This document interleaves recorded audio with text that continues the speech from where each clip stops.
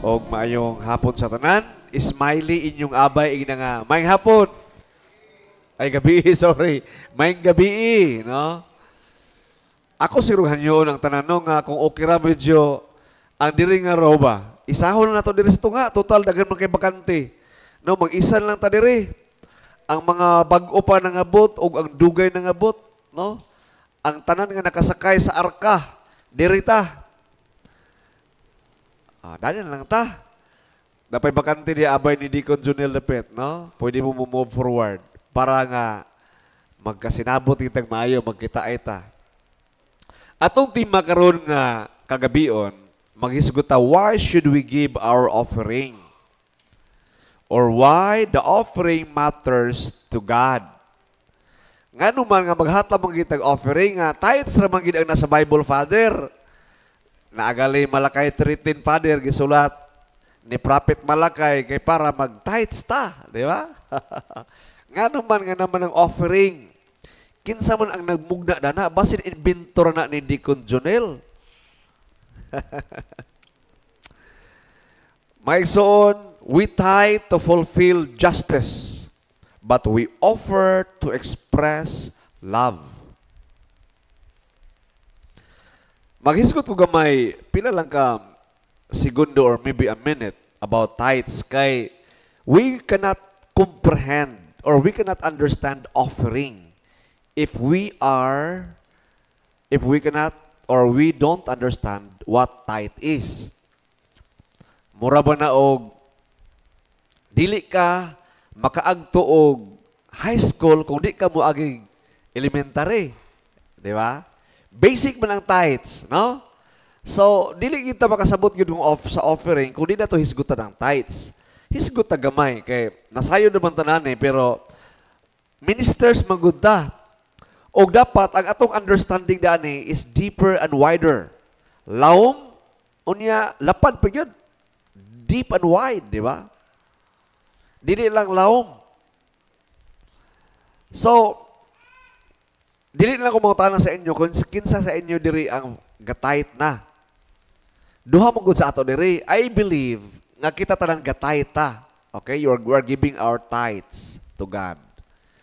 Pero nabahin ta sa duha. Naay tao diri nga faithfully giving their tithes and nasay mga tao diri nga merely giving their tithes. Naay mga tao diri nga matinud-anon gayon nga naghatag sa ilang ikapulo o nasay mga tao diri nga naghatag lang silang ikapulo. Di ba? The faithful and less faithful. Less faithful ba rin politically correct? Actually, ang less faithful is not faithful. Or in other word, unfaithful. Para bitaw sa naiuyab, kung faithful kasi mo uyab, di na ka manguyab og lain. Ayaw na pag-flirt sa uban. Pero, kung dili ka faithful, mag-flirt ka sa uban. So, disip mo na sa tithes. Kung if you're faithfully giving your tithe, you're giving faithfully. Pero kung dili ka faithful, naghatag sa imong tithe, you are flirting. Di ba? You are not faithful. Ang atong aim diri, the question is, kinsa may faithful ginato, Father, be? Bebe, kinsa may faithful nato, be? Di ba? Who is the faithful servant? Si Piat magita. Di maginato intuto, no?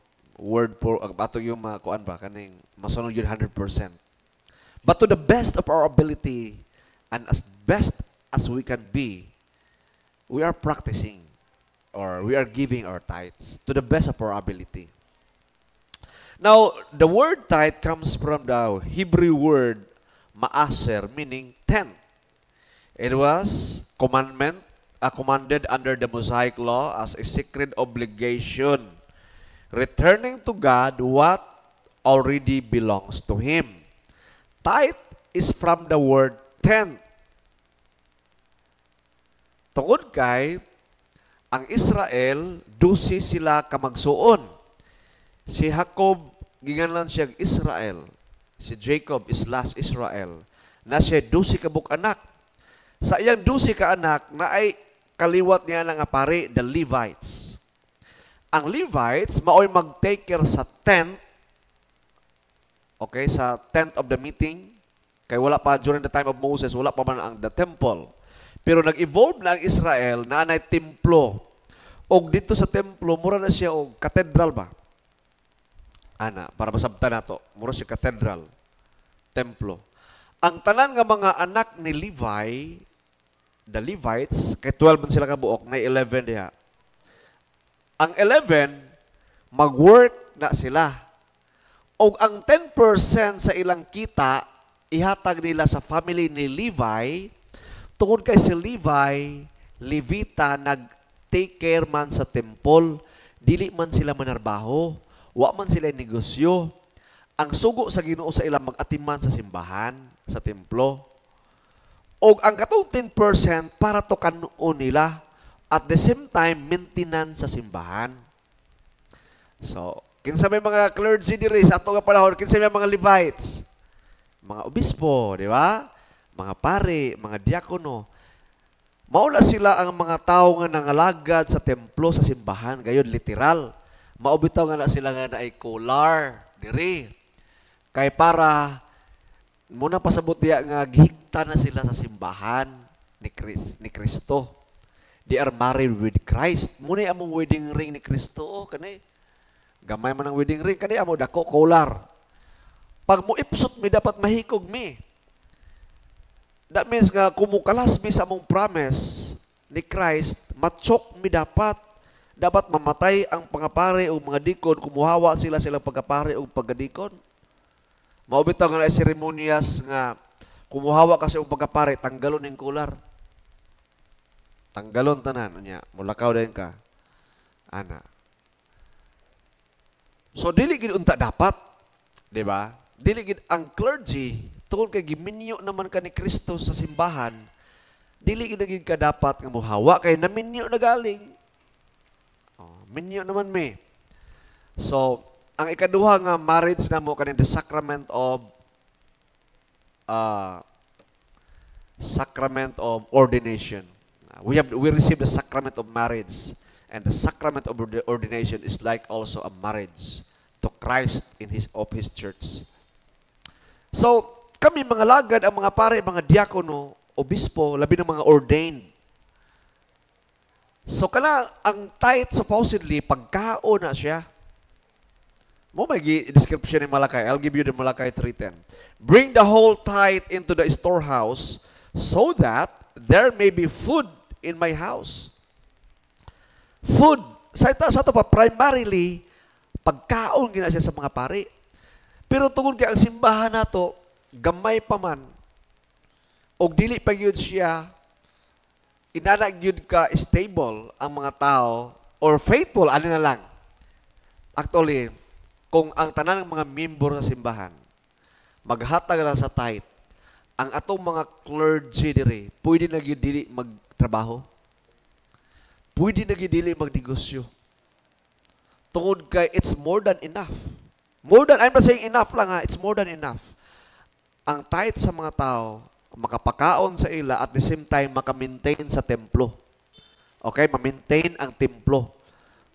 Anak. Akip na yung pamilya, of course. Anak, akip na yung anak. Kaya si Levi minyo man to. Ang Roman Catholic naman, emphasize sila beginning 12th century nga ang mga pare celibate. Okay, pero 12th century backward, mga minyo na. Nalay uban mga orders nga dili minyo. Bag-on lang ng minyo, kaminyoon. Pero even way back to the time of Moses, mga minyo gyapon ang mga Levites. Ang kanang kaon diha, akip na ilang mga asawa o mga anak na.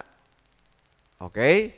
Now, this portion was meant to sustain the Levites, the priests, and the work of the temple. Mabasa din mo na sa Numbers chapter 18 verse 21.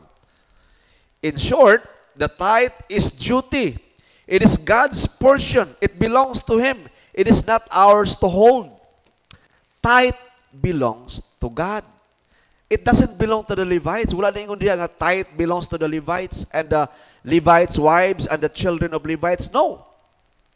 Mao bitaw nga ang 10% supposedly nato Dili na nato ibutang sa balay kay wala na nabilong sa balay. Dili po na nato ibayad sa suga, tubig, kuryente ug unsa pa nga mga balay ron kay dili na siya para diha. Mao na nga the nation of Israel is cursed. Meaning dili sila magmauswagon. Kay ang mga pare gud sa time ni Malakay nanarbaho na ug wa na sila nagalagad sa templo. Napasabda na ang simbahan. Tungod kay ang mga katawan sa Israel nagpasagad naman po sila sa ilang obligasyon sa Ginoo. O sadyang ilan ang gihimo nga naghatag sila og tithes balik na during the time of Malakay, gipanalanginan ang tibuok nasod sa Israel. Maigsoon, ang paghatag sa tithes dili lang ni individual nga blessing, kundi we as the entire community of the Cathedral of Christ the Redeemer and entire CEC, mabless ta kung ato ning buhaton. Bisan pag moingon ta, Pader, ang kanang uban nga nanimba, Pader, wala magid sila insakto nga income, gamay ra man sila kita. God will bless and multiply. Dili gid siya magmatter og gamay rang dato. Ang ako gipuwet lang is kung tanan ta maghatag. Tanan mga miyembro, bisan pag gamay ra nag income, kung muhatag na sila tanan, bastante ug sobra pa. Bisan pag gamay ra na nga amount. Why? Because God will bless and multiply. That is a unbendable principle of God. Pag iyon itulpo, we can bend the law to please the public. Maigsoon, that is non-negotiable. Kumuhata ta sa ng tithes sa Ginoo, that is non-negotiable. God is obliged also to bless. Because tithes is obligation, requirement. For you to be a good practicing Catholic or Christian, you must give your tithes. Ayun lang inyong abay nga paghatag sa inyong tithes. Ayaw na kay sige naman tada na. No? So, that's the reason, that's the explanation. Ano mag-tithe na itari? Ay tungod kay iya na sa Ginoo ang tithes. O, karan lang word. Inay mong abay, ang tithe iya sa Ginoo. Dili na ka bishop, dili na ka father, dili na. Iya lagi na sa Ginoo. Clear kaayo ang Bible na tithe belongs to God. And we are obliged to comply. Okay, so diha na tatama sa tithes ato ng putlon kay offering na ta. Kay mo na itong topic karon, why should we give our offering or why your offering matters to God? Offering are what we give above the tithe. Not out of law or not out of obedience, but out of love and gratitude. So, kung gusto nimo ma-identify nimo nga ang usa ka Kristohanon mature na siya sa iyang relationship sa Ginoo, wa lang siya naghatag og tithe, kundi gahatag na siya offering. Ang tithe man god, mura na siya bata. Children, obey your parents. Di ba? Obey, obey, obey, obey. Pero when you grow old, your parents would not say, "Hoy, dudong anak, obey." No. Honor. Honor them. It's above obedience. We do not just obey. We honor. Tungod kay now we see and understand why. So kung ikaw nag-offering na ka, congratulations. Kaya naman, nag-mature na ka sa imong pagkristohanon. Wala ka lang diya sa obedience o obligation, kundili you give it out of gratitude and love. In 2 Corinthians chapter 9, it says, each of you should give what you have decided in your heart to give, not reluctantly or under compulsion, for God loves a cheerful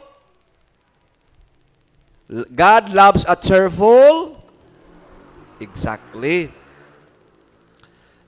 So unsay sikreto para ang Ginoo di ay mahimuot sa atong gihatag?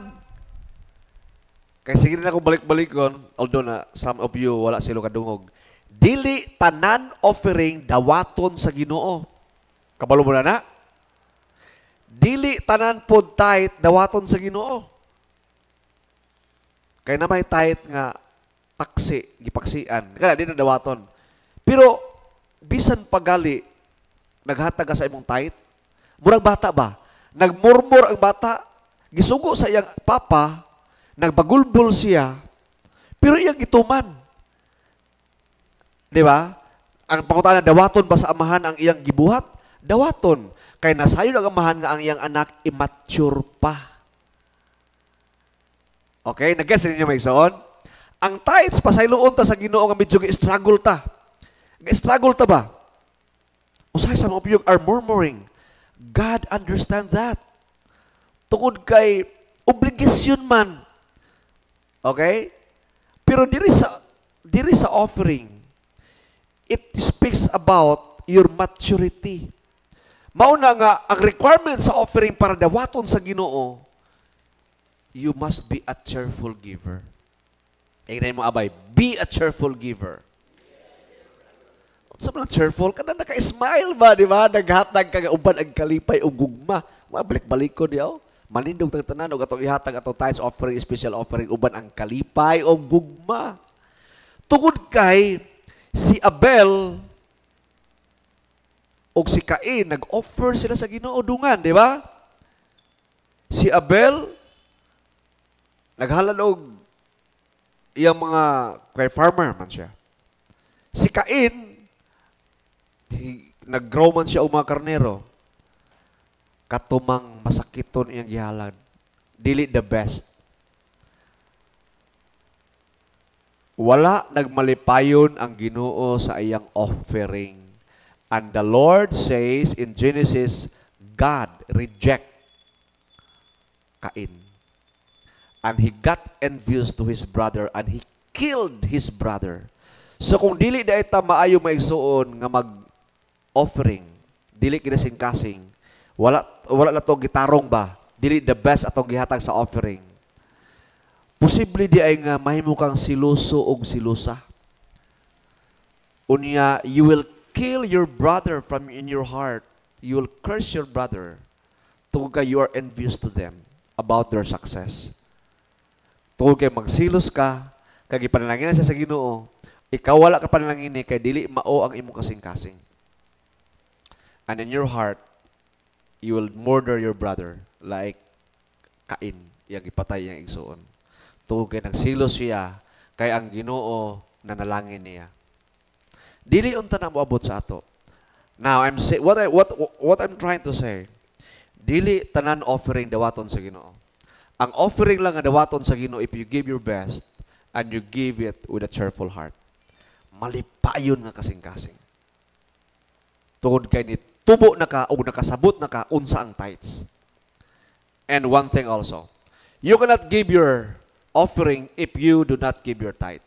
Ha. Yes. Dili man ka mahimong high school kung di ka mo grade mo agi high elementary. Tithe is elementary. High school is offering. Special offering is college. And giving your alms, your motives, your other offering is your master's degree. Giving your all is your doctorate degree. Kung gusto niyo may mong doctorate, biyahe ang tanan, pakalagad mo sa Ginoo. Baligya ang tanan yung kaptagan, ihatag sa iyang simbahan. Kaya niyo na. More pag gusto sa Ginoo. No? So, pero hinahinay lang sa ta. Hinahinay lang sa ta. Kaya dinagko ra kaya na. Diri lang sa ta sa kaya na to. Offering. God willing, next week or the week after next week, ako hisgutan ng special offering. Okay? So, diri sa ta sa offering. Saint Paul speaks not of a tithe of the old covenant or obligation, but of the free will giving, the new covenant spirit of generosity inspired by grace, offering, express our heart, not our obligation. They are given to support the poor, the mission, the church work, and to manifest our thanksgiving to God. So ang offering, dili na siya gamiton para sa kaon, kay pang tithe sa lunta siya. Di po na siya gamiton para maintenance sa simbahan, Kaya dito mga punakuan sa tithes. But, gamito na siya to support the poor members of the church. The mission and the work of the church, like Bible studies, pag-open og bag-o nga mga mission, pagpadala sa mga pari, mga diakono ngadto sa mission. Inana ang offering.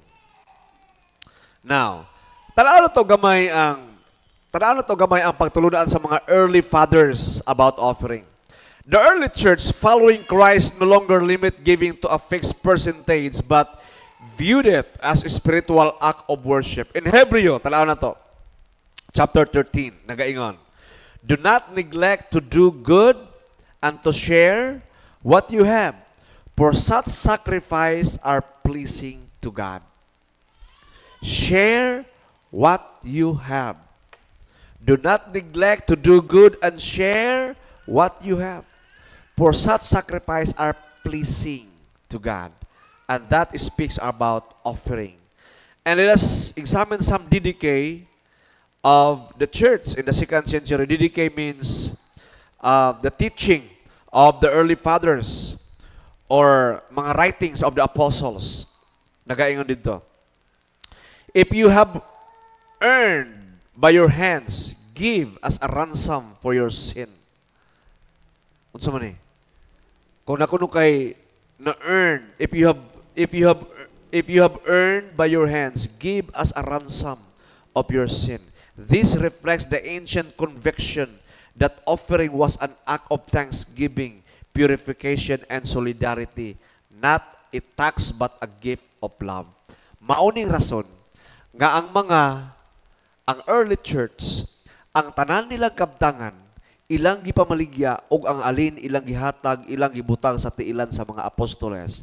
And the Bible says they lack nothing. Why gigutom, why nakulangan ang mga Kristohanon? Mauning reason po nga ang mga early fathers kay ang pagtulunan kaniadto manggod naka-focus lang sa tithes. Kaya na-inherit ba nila from the law of Moses, ang Jewish nga culture, that even Jesus Christ, the apostles, they practice kaning mga rabbinic nga mga act and gestures by giving the tithe. Wala na nila tagai og impasi ang tithes even in the early century. Kaya nga naman, gihatag naman nila tanan. Kaya ang uban magunda ka focus lang sa obligation, murag enough na. Pero si St. Paul ga-encourage siya nga ihatag ang tanan. Mauna nga na misunderstood po sa uban, nag-evolve ang time, okay? Until in our time, ang tao nagkadalo. Mauna nga in the 8th century, sa panahon ni Charlemagne, ginaobligar gayud ang simbahan nga ibalik ang tithing. Basahan niyo na the account of Charlemagne. Anak siya ni Justin, kinsa na anak ni Father Dindo gali ngalan? Martyr. Charles Martyr. Oh, kana anak na siya. 8th century. Gihimo siya nga Emperor of Rome during this in December, in the month of December. Gihimo siya, he's a France, no? From France. From Gaol, France. Iyang himo nga state nga ang entire church maghataw tithes. Mao na nga from that time natukod ang mga monasteries, mga cathedral nga mga nindot kaayo sa katanan og nahimong very influential ang Europe sa tibuok kalibutan. Why? People are giving their tithes. Katong practice gid sa una sa early church nga ihatag ang tanan, nawala naman to. Kaya nagkadalo naman ang mga tao. Unya na-plaster na sad ang Roman Empire. Na-plaster sad ang simbahan. Pero by 6th, 7th century ni warning ni down ang simbahan. By 8th century, gahi kang simbahan balik. Kaya nga naman, the entire empire were what? Giving their tithes. Ganaw ko pinagsulti ang kasaysayan para masayon ta nga ang kaning tithes dili ni tumo-tumo nga ang simbahan nga practice gid ani literally. During sa time ni Martin Luther, 16th century, na pa ang law of tithes. Ang simbahan, even until now, in Germany, gatahit pagyapon sila ang gobyerno nga to sa simbahan. That is why they are so rich. Balik ta sa offering. Si Saint Irenaeus of Lyon, 2nd century, nga santos, about offering. Ingon siya, the Jews were taught to give tithes, but Christians who have received liberty set aside all their possessions for the Lord's use, giving freely and cheerfully what they can. All. Tanan. Pero kita karon maison maglisod kita paghatag sa tong tithes, ba? Pero sa ila tanan. Saint John Chrysostom, if under the law they gave a tenth, how much more ought we who have received greater grace to do? If tithing was under the law, then love should move beyond the law. Kita karon under naman ta sa grace, di ba? Under naman ta sa grasya, dili naman balaod, di ba? Pero supa ka gali ang balaod, di ba? Piti ka. Naagya po ng balaod, mga igsoon. Labaw na kuno karon kay we are being liberated from sin to new life. We are now the people of light. Kabalo mo sa mga sikreto sa mga dato guys sa Amerika?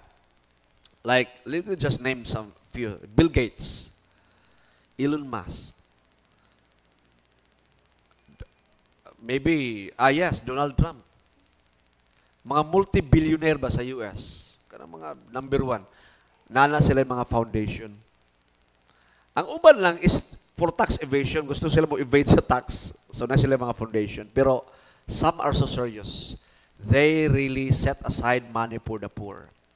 Ang champion kaya yan is the Rockefeller Foundation. John D. Rockefeller. David Rockefeller. Kana nga mga family. Dagko kayo nag-foundation. Gihatag nila ilang kwarta sa mga kabos. William Colgate, if you can remember that name, the man who championed about tithing, who reversed the law of tithing. Yun siya, kung ang 10% lang ipangayo sa Ginoo akong balihon, 10% rin ako, 90% imo Lord. Literally, gibuhat na ni William Colgate, tag-iya sa toothpaste. I-share naman na bishop, din na ako na i-share. In the Mass, diya sa misa, the offertory is not just symbolic. Kana mag-offering diri ba? Di ba? Ato ya mag-exhort ang deacon, pare diha, maghatag sa tong offering. In the Mass, the offertory is not just symbolic. It is where we unite our labors, gifts, and life with Christ's own offering to the Father. Sa dihang maghatag ta sa atong mga halad, atong giisa ang atong halad sa halad ni Kristo nga mao ang halad sa iyang kaugalingon nga kinabuhi.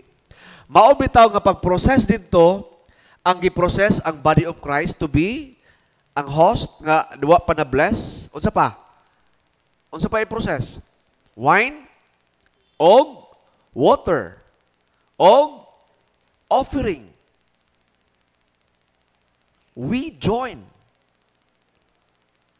our offering of Jesus and our worldly wealth and all that we have, our strength, ato nang giisa ang ato mga halad sa halad ni Kristo diri ngadto sa amahan.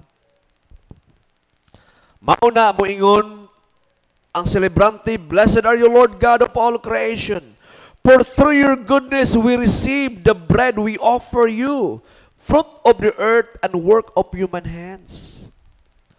O sa offering po, blessed are you, Lord God of all creation, for through your goodness we receive this offering. It will be used for the expansion of your kingdom. Sounds like that. Di na ko lang memorize. Kaya di man may offering diri sa Mas God. Karang Domingo naman. We join. Unsay tubag sa tao. Paminawa mo sa tubag ninyo ha. May the Lord accept the sacrifice of your hands for the praise and glory of His name, for our good and for the good of all His church, may the Lord accept our sacrifice. Because ang entire Mass, ang tibuok misa, is about offering sacrifice. It's all about offering our sacrifice to God. Yet Jesus Christ gave His all, Himself. How about you? Unsay imong gihatag? Your all. And to prove your all, you have to give your tenth and your offering. Di naman pwede nga maghalag ta sa itong kagulingon. Nga patyon pa ta ipatulo itong dugo, kay nga naman dili man ta worthy. Kay hugaw man itong dugo. Only the body and blood of Christ is worthy. But since we unite our offering to Christ, to prove that we follow, to prove that we obey, we give our tithes, obey. And to prove that we love, we give our offering because we love. We don't just obey. We give our tithes and our offering to make our sacrifice one with Christ in the altar of the Lord. May the Lord accept the sacrifice of your hands. What if the Lord will not accept the sacrifice of your hands? And the priest is begging, is asking God, Lord, may you, Lord, accept the sacrifice, our sacrifice, for the praise and glory of His name, for our good. O dili gina siya good. For our good and for the good of all His church. Here, we offer not merely 10%, but our very selves. This is the fulfillment of the tithing. As St. Paul says, present your bodies as a living sacrifice, holy and acceptable to God, which is your spiritual worship. Romans chapter 12, verse 1. Thus, offering above the tithe becomes a Eucharistic act. Diba, last Sunday na we learned that Eucharist is the great thanksgiving. Eucharistos, Eucharistia, pagpasalamat. Thus, by giving our offering and our tithes, together with our tithes, it becomes a Eucharistic act, an imitation of Christ, who gave not a portion, but His entire life for us. Maigsoon, dili nato ni mabuhat. Okay? Kung dili gid ta willing nga mo sacrifice sa atong kinabuhi for the sake of Christ. Kanang dili gid ka mo kaingon nga, Lord, bisan pagkaron dayon Ginoo, mamatay ko or mawala ko, Lord, okay ra ko. Kanang nanakada na nga maturity ba? Di ba the writing of not Saint, Scott Hahn, hope to die. Hope to die. And St. Paul says, for me to live is Christ and to die is gain. Kanana na nga maturity ba nga, you want to see your God face to face literally in heaven. Nga dili, wala na'y kahadlok. Wala na'y fear. Wala na'y room ang fear sa imong kinabuhi. Until sa time, abot ka na ng maturity may suon, dili pa ka maghatag sa imong kaugalingon sa Ginoo. And mag-struggle gyud ka paghatag sa imong tithes ug offering. That is why ang hagit ni Christ is, you died with Christ because when Christ was crucified, He crucified you. Why you? Because you are a sinner and He crucified all our sins. And He want to share His suffering for us. Because He want to share His glory and His victory. Dili lang pwede ang glory and victory kung dili ta mo willing mo share sa suffering of Christ.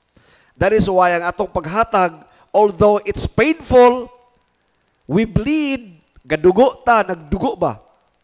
There is a wound, we bleed, but we are happy, malipayon ta because we, atong giisa ang atong mga sakripisyo diya sa sakripisyo ni Kristo. And that is applicable in real life. Bisan gali sa marriages, bisan gali sa relationship. Bisan gali sa itong papangalagad sa Ginoo sa atong ministry, this is very acceptable kaning pwede na to na siya gamiton siya nga principle that if you are suffering, Lord, I want to offer this suffering to your suffering. Nga I want to join my suffering to your suffering. Para, Lord, for the sanctification of my soul. So may soon, ang atong paghata sa atong tithes and offering, at first, it is like a suffering. But when we grow old, muna giyon ni Bishop, nga mura na lang taog langgam, nga mulupad na lang. Okay? So, summary about tithes and offering. Ang basis sa tithes is law and justice, and basis of the offering is grace and love. Our tithes is the symbol of duty to God, yet our offering is the gift of gratitude. And ang purpose of the tithes and the purpose of the offering, tithes is for the maintenance of the church and the ministers, and the offering is to expand the kingdom, the mission, mercy, and charity, and giving alike. Ang iyang spiritual meaning is when we give our tithes, it is returning what belongs to God because tithe belongs to God. But we give our offering is giving from the heart like Christ Himself giving to us. If we give our tithes, we are obeying. But if we give our offering, we give our love and our worship. We tithe to fulfill justice, but we offer to express our love to God. Love niyo yung Ginoo. Maghatag kita sa itong tithes, as our tithes, and of course, our offering. Hopefully, by next, atong ihatag, atong hisgutan ang special offering. Nasabtan ba niyo may saon or medyo confusive? But I believe, no, by the intervention of the Holy Spirit, ato itong nasabtan ang the beauty of giving our offering to God. Okay, so diri ta karon sa atong pagpagandam og akong gi-announce